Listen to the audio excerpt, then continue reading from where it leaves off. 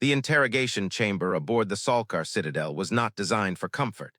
Its walls shimmered with a cold metallic sheen that swallowed warmth, and the overhead lights were intentionally harsh, engineered to grind down any remaining sense of calm.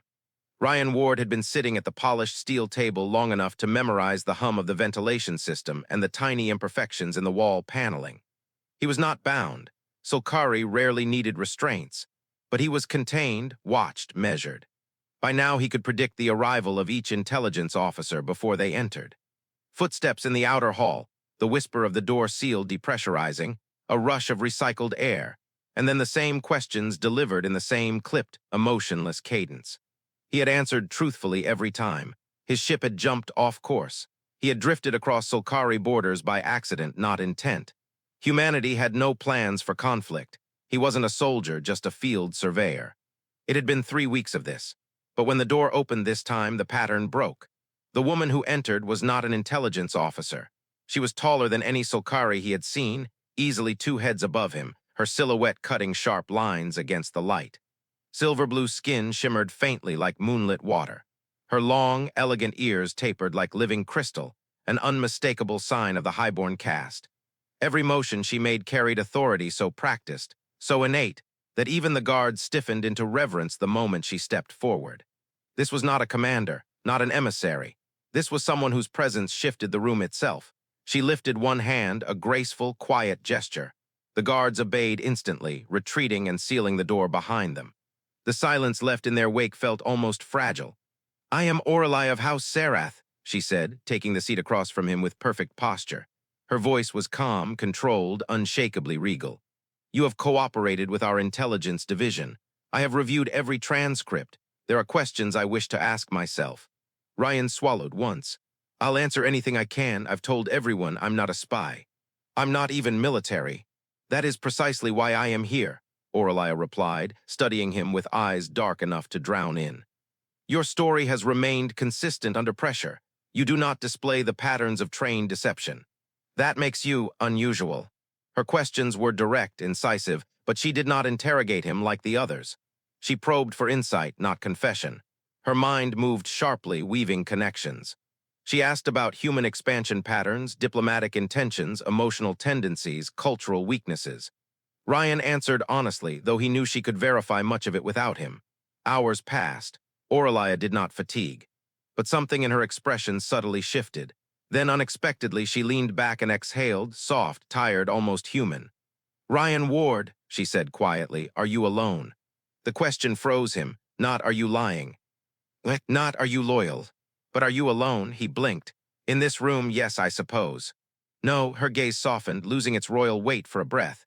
"In your life." He hesitated. "Yes," he admitted. "My parents passed before I left Earth. I never built anything after that. No family, no partner. Deep space work is easier when there's nothing tying you down." Orelia's expression shifted, recognition blooming in her eyes like a fracture spreading through glass. "I understand," she whispered. "My own isolation began long before I ascended the throne. Power surrounds me, yet none of it connects. Every voice I hear carries expectation. Every gesture hides motive. I rule millions, yet I have no one." Ryan felt something tighten in his chest. A queen, no, an empress in all but name, had just admitted loneliness in a room where no one else could see. "Why tell me this?" he asked softly. Orelia's lips curved into the faintest, saddest smile. "Because you are the first person in years who wants nothing from me." She rose from her seat, walked to the small observation window, and looked out at the cold sprawl of stars. "I should not be here," she murmured. "I should not speak to you like this. You are a detainee. I am the sovereign of Sarath. This conversation violates a dozen protocols." "But you're having it anyway," Ryan said. "Because," she replied, turning back to him with the barest flicker of vulnerability. "For one moment I needed someone who would see me, not the crown." They looked at each other for a long, suspended breath, something unspoken passing between them like gravity finding its anchor. Orelia finally straightened, royal composure reassembling itself like armor. "You will be released soon. Your story has been verified," she said. "But until then," her voice softened. "I may return." Orelia returned the next day. Ryan had convinced himself that their conversation, whatever strange, fragile thing it had been, was a one-time fracture in her otherwise perfect control. Queens didn't conduct personal discussions with detainees. Queens didn't dismiss guards. Queens didn't admit loneliness to strangers. But when the door slid open and she stepped through alone, without escort, he felt something shift inside him. Not shock, not fear, relief. "You came back," he said before he could stop himself. Oralia's expression didn't betray much, but something in her eyes softened, a subtle dimming of the inner tension. "I did," she replied, taking her seat as if the rules of the universe had bent to permit this. "There are matters left unexplored." She opened a data tablet but didn't look at it. "Tell me about Earth," she said. "Earth," Ryan blinked. "You mean strategically, or—" "No," Oralia interrupted gently. "Not in numbers, not in projections. I know the statistics. I wish to know what it feels like." It was such an unexpectedly intimate way to phrase the question that Ryan's mouth went dry. "How it feels." "Yes." Oralia folded her hands, fingers interlacing in a gesture that looked too human for someone who ruled half a star system. "Your transcripts describe Earth with neutral terminology. Coordinates, population counts, climate ranges, but none of that tells me what it means to live there." Ryan exhaled slowly, so he told her. He talked about the vertical sprawl of Neo Manila, the storm lights that danced between the arcology towers, the taste of recycled rainwater that fell in sheets from atmospheric shields during maintenance cycles. He told her about the tiny corner apartment his family once owned, the warm clutter of it, the old hollow sketches his mother drew of oceans she'd never seen. He described laughter in crowded transit hubs, the smell of street food markets, the sound of children chasing drones across rooftops. And somehow, he wasn't sure how, he talked about the accident, about the transport shuttle failure, about the emergency call that came too late, about the silence afterward, so vast, so complete, that deep space scouting felt like the only place large enough to contain it. Oralia listened, not as a queen, as someone who understood what it meant to lose a world. "I am sorry," she said quietly, and it was not the polite sorrow of diplomacy. It was personal, real. "You carry an emptiness I recognize." Ryan rubbed the back of his neck. "It's easier to work in the void when you feel like one." Oralia's dark gaze flickered with something sharp at the edges. Pain, maybe, or recognition that hurt to voice. "My parents died when I was 17, she said softly. "Assassination, political inevitable, they called it. I was crowned within hours. I have ruled for 29 years. In that time, I have been surrounded by people, yet known by none." Her voice dipped, barely audible. Power does not fill the spaces grief leaves behind. Ryan felt something in him crack just slightly. She was giving him pieces of herself that no one else got to see. It was dangerous, unthinkable. "Beautiful, why tell me this?" he asked again. Oralia hesitated, a rare, delicate pause, because speaking it to someone without motive makes it feel less like a burden and more like a truth.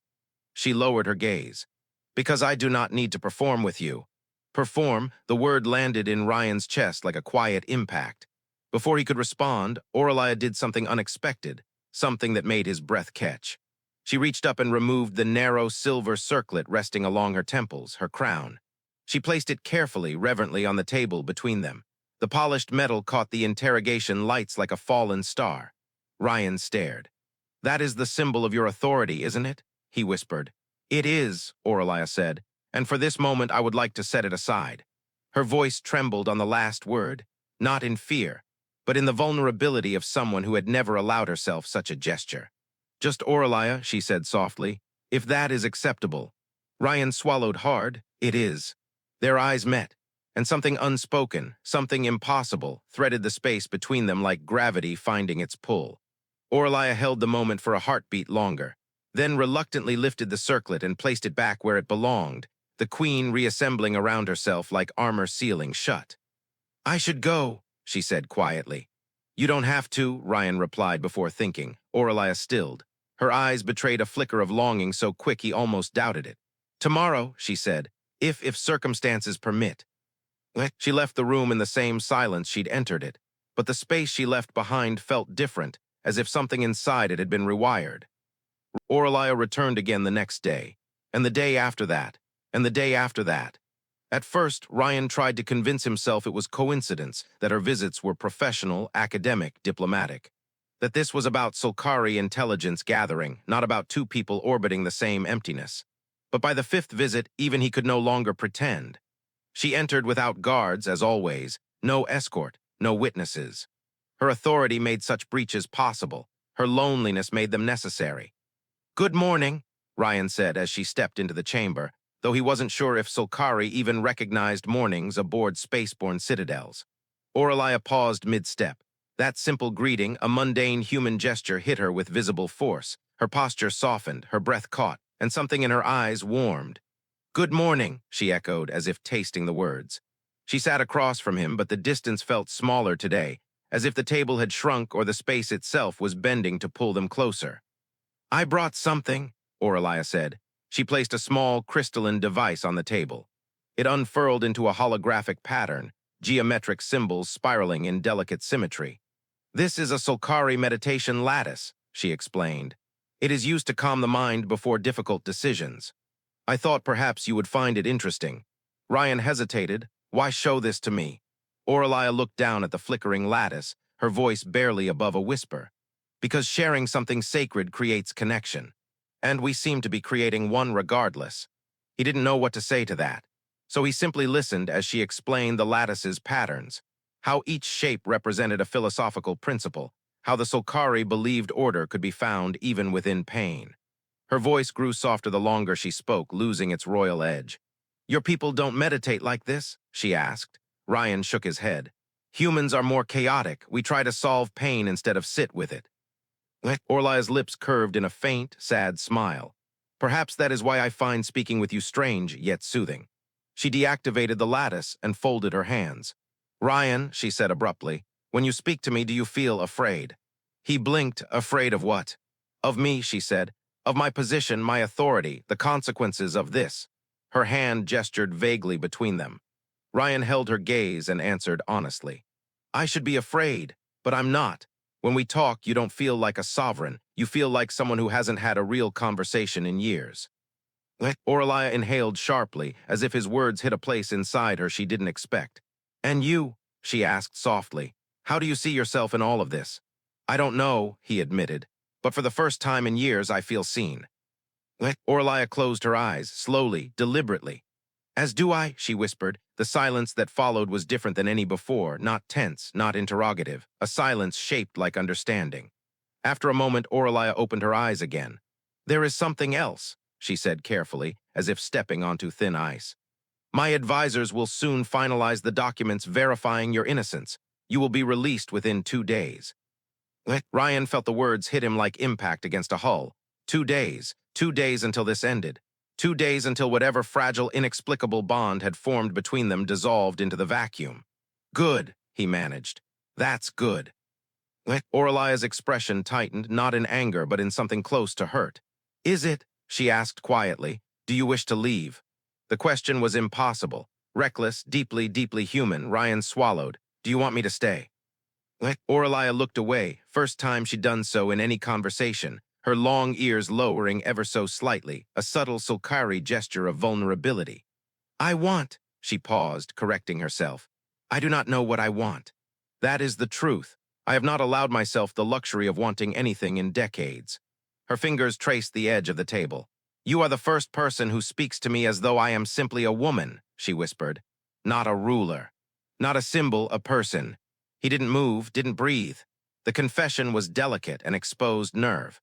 Before he could answer, Oralia abruptly stood, composure reassembling too quickly. "I must go," she said sharply, though her voice trembled. "This conversation risks becoming inappropriate." She turned toward the door but stopped just before it opened. Without looking back, she said, "Tomorrow will be my last visit." The door slid shut. Oralia entered the room quickly, quicker than usual. There was no measured grace, no carefully timed pause, no ceremony. For the first time since Ryan had met her, she looked unsettled. The door sealed behind her with a quiet hiss, leaving them alone in the cold, metallic chamber that had somehow become the only place in the Citadel where truth existed. Ryan stood before he realized he'd moved. "You said this would be your last visit." Oralia froze, not dramatically, not like a sovereign brought to shock, but like a woman caught between duty and something far more dangerous. Her long ears lowered by a fraction, a Solkari gesture he'd learned was involuntary. "Yes," she said quietly. "Your release is scheduled, the protocol is clear." "And personally?" Ryan asked, voice tight. Oralia inhaled, an unsteady breath for someone bred to control every gesture. Personally, she said, choosing the word with care, I do not want this to end. The admission hit him harder than the weeks of interrogation combined. Oralia rarely faltered, never wavered. When she spoke, her voice carried the weight of an empire. But now her voice carried something else, something fragile. She sat not regally but cautiously, hands clasped in front of her as if afraid they might tremble. This room, she said softly, has become the only place where I feel unbound. I should not be here. I should not speak to you like this. You are a detainee. I am the sovereign of Serath. Everything about this is improper. She lifted her gaze to his, and the honesty in it was overwhelming. But you are the only person in decades who has spoken to me without calculation, without fear, without expectation. Ryan swallowed hard. Aurelius, let me finish, she whispered. She looked around the interrogation room, the same sterile, cold environment she had walked through countless times before. This chamber is meant to extract truth, she said, and perhaps it has. Not from you, but from me. She leaned forward, elbows on the table, her voice barely audible. Ryan, I have forgotten what it feels like to want anything for myself. Every choice I make is weighed against the stability of my empire. Every conversation is political. Every relationship is strategic. When someone approaches me, it is to gain something. She paused, eyes softening with something that trembled between sorrow and awe. You want nothing from me. And that, her voice cracked, is frightening and precious. The silence that followed felt too intimate for the metal walls around them. Ryan sat slowly facing her. Aurelia, what are we doing? I do not know. Her honesty was immediate, raw. I only know that I dread the moment you walk out of this citadel and vanish into the stars. The words were a whisper, but they hit like gravity shifting. Ryan exhaled shakily. I didn't want this to be the last time either. Aurelia closed her eyes for a heartbeat, as if steadying something inside herself. When she opened them, there was a flicker of fear and hope. I have to make a choice, she said. One that terrifies me. I can continue behaving as a queen should and let you leave with formal dignity. Or, Ryan leaned closer, or what? Aurelia's voice broke on the answer. Or I can admit that meeting you has been the first real thing in my life in years, and that losing this connection feels unbearable. Ryan felt something inside him collapse and rebuild in the same moment. He did not touch her. He didn't dare. But he whispered honestly, because she had earned nothing less. I don't want to lose this either. Aurelia stared at him for a long, fragile moment, her breath shaking slightly. It should not be possible, she said. A queen and a human scout, a prisoner and a sovereign. We are not meant to cross paths like this, let alone. Her voice faltered, let alone matter to each other. But they did, both of them knew it. She finally stood, but her composure didn't fully return. She was still cracked open, still Aurelia, not the crown. Tomorrow, she said, voice trembling with conflict. Your release is final. I will see you one more time. She turned to leave. At the door, she paused, did not look back, but her words were barely above a whisper. I wish there were more. Ryan did not sleep. He lay awake in the sterile guest cot the guards had moved him to, staring at the ceiling as if the smooth metal held answers. It didn't. The only thing that filled the hours was the echo of Aurelia's voice, soft, cracked, too honest for a throne. I do not want this to end. Losing this connection feels unbearable. I wish there were more time. He had spent 6 years drifting through deep space, convincing himself solitude was safety. But now, the thought of leaving her behind felt like stepping out an airlock without a suit. By the time morning came, his decision had already formed. He just didn't know if he'd be brave enough to speak it. When Aurelia entered the docking bay where his ship awaited departure, she wasn't wearing her crown. She wasn't even wearing royal attire. Simple travel leathers, a single braid, unadorned wrists. She looked smaller without her regalia, yet somehow infinitely more real. Your vessel is prepared, she said, voice tightly controlled. Your passage has been granted. You are free to leave at any time. Ryan nodded but didn't move. Aurelia swallowed once, hard. She had never looked so conflicted. This is goodbye then, she said, though her voice wavered like she wasn't sure if the words were true. Ryan stepped closer, not too close, but enough to feel the heat radiating from her luminescent skin.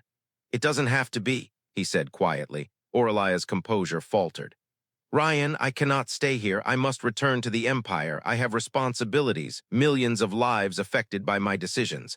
I cannot abandon my post. I'm not asking you to, he replied. She looked at him then, fully, searchingly, as if trying to see the shape of what he meant. He drew a breath that felt like stepping off a cliff. Come with me. Aurelia froze. It was the same expression she'd worn when he first asked if she truly wanted him to leave, shock, fear, longing all tangled together. What? Her voice was barely audible. Come with me, Ryan repeated, steadier now. Not forever. Not as an escape from your throne, just for time. Time to breathe. Time to remember who you are without the crown crushing you. Time to be Aurelia, not the sovereign of Serath. Her long ears lowered, trembling slightly. Ryan, you do not understand what you are asking. Her voice cracked at the edges. If I vanish even briefly, it will cause political shockwaves. The court, my advisors, my people. You said you wished there were more time, he said softly. This is time, time that you deserve, time you've never allowed yourself. Aurelia closed her eyes as if the truth physically hurt. Even if I wanted to, she whispered, I do not know how to be anything except a queen. I have worn the crown since I was a child. I do not know who Aurelia is beneath it. I do not know if she even exists anymore. Ryan stepped the final distance between them. You don't have to figure that out alone. Aurelia opened her eyes and Ryan saw it. The longing, the fear, the desperate, impossible hope. Ryan, she whispered, voice trembling, you are asking the impossible. He shook his head. No, I'm asking for a chance. He held her gaze. A chance for both of us. Silence expanded between them until it felt like the entire docking bay held its breath. Aurelia's lips parted once, as if beginning a refusal, then closed again. She was shaking. You truly want me to come with you? She asked, voice barely a breath. Not the queen, me. Yes, Ryan said, you. Another silence, this one different, breaking. Aurelia reached up and touched the side of her temple where her crown normally rested. Her fingers lingered there, trembling. I need counsel, she whispered. A decision like this requires. But then she stopped, shook her head, and laughed softly, a sound tinged with disbelief. No, that is what the crown would say. She placed a hand over her heart. I need a moment to think, alone. Ryan nodded. Aurelia turned and walked away, not toward the throne wing, not toward her advisor's chambers, but toward a quiet observation balcony overlooking the Citadel's shielded gardens. For the first time since he had met her, she looked like a woman with no script to follow. She returned 1 hour later. This time she wasn't alone. An older Solkari woman with silver-threaded hair walked beside her, wearing the insignia of a high-ranking advisor. Her expression was a complex mixture of shock, fondness, caution, and the resigned acceptance of someone who had seen too many years to be surprised by destiny. Aurelia's eyes found Ryan immediately. I cannot leave permanently, she began. My duty is real, my empire needs its sovereign. She took a breath, but I can leave temporarily. Ryan's pulse spiked. Aurelia stepped closer, close enough that he could see the faint glow under her skin, the rise and fall of her breath, the fear she no longer bothered hiding. Kessa, my advisor, will manage affairs in my absence, she said, nodding to the woman. The court will be told I am on a diplomatic journey. She hesitated only for a heartbeat, but when she spoke again, her voice carried a mix of terror and courage. I don't know if this will work, she said. I don't know how to be simply Aurelia, I don't know if I can learn, but I am willing to try if you will help me. Ryan felt the weight of the moment settle over him, warm and overwhelming. I will, he said, every step. The advisor, Kessa, cleared her throat. Just take care of her, she murmured with the exasperated tenderness of someone who had guarded Aurelia her whole life. She has given everything to the Empire. Let her keep this one thing for herself. Aurelia picked up a small travel bag, shockingly simple for someone of her stature, and walked toward Ryan's ship. So, she asked, voice unsteady but filled with something fierce beneath the fear. Where are we going? Ryan smiled. Human space, a research station about 3 weeks from here, neutral territory, quiet, no titles, no protocols. Aurelia nodded once, a deep breath filling her lungs, and stepped aboard the ship, her first step into a world where she was not a queen. Just Aurelia, and the stars opened before them.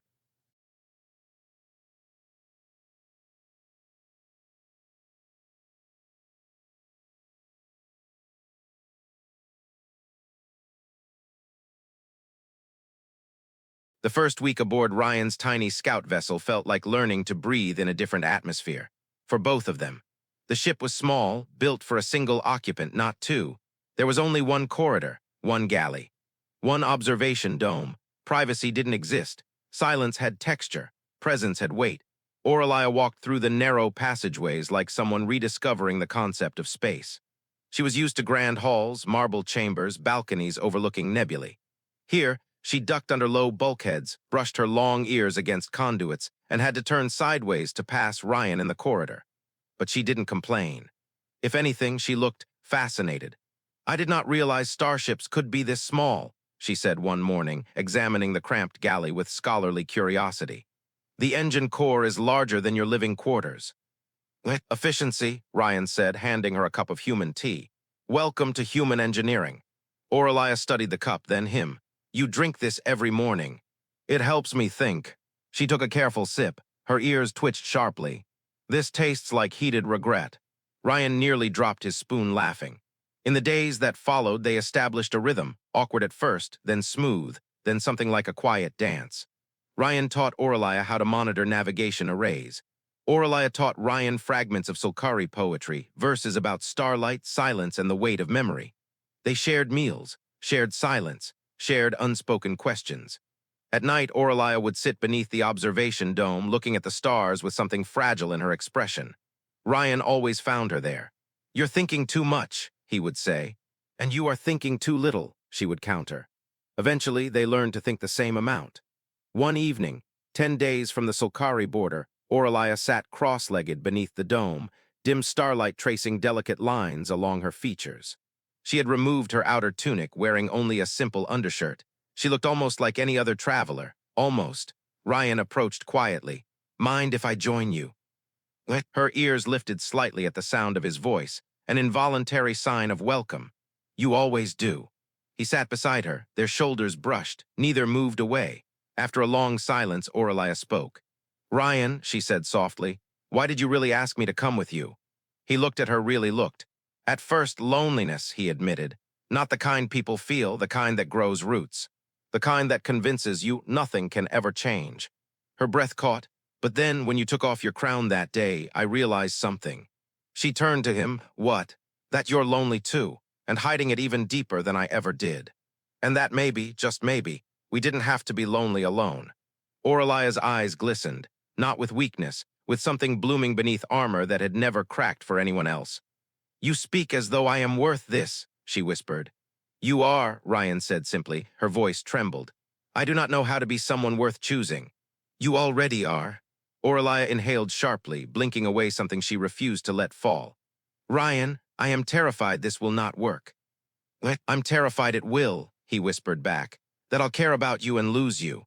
Their eyes held tense, fragile, honest. Aurelia's voice softened into something almost shy. "So, we are afraid together." "Yes." Aurelia exhaled, the tension breaking like a storm, releasing its first drop of rain. "That," she said, leaning shoulder to shoulder with him, "feels strangely comforting." 3 weeks later, they arrived at the neutral human research station. Aurelia stepped into human culture for the first time. Chaos, informality, rapid conversation, people talking over each other, no titles, no protocols. "This is excessive," Aurelia whispered as a group of researchers debated loudly over a broken sensor. "No protocol?" she asked. "No social hierarchy? No designated speaking order?" "Nope," Ryan said. "Humans just talk." "It's barbaric," she muttered. "I like it." Ryan grinned. Aurelia glared at him for noticing. The next months passed in gentle waves. They explored the station together, shared human food, analyzed Solkari philosophy, argued about everything and nothing, laughed quietly in corners where nobody knew she was royalty. Ryan caught her one evening watching human families in the communal lounge, children chasing drones, couples sharing meals, friends laughing. There was longing in her eyes, soft, painful, real. "You miss this," he said. "I never had it," she replied. He reached out and took her hand. She didn't let go, but like all things, time caught up with them. One night, as they sat on his bunk reading in silence, Aurelia closed her datapad and whispered, "I must return soon." Ryan felt something collapse inside him, but he didn't show it.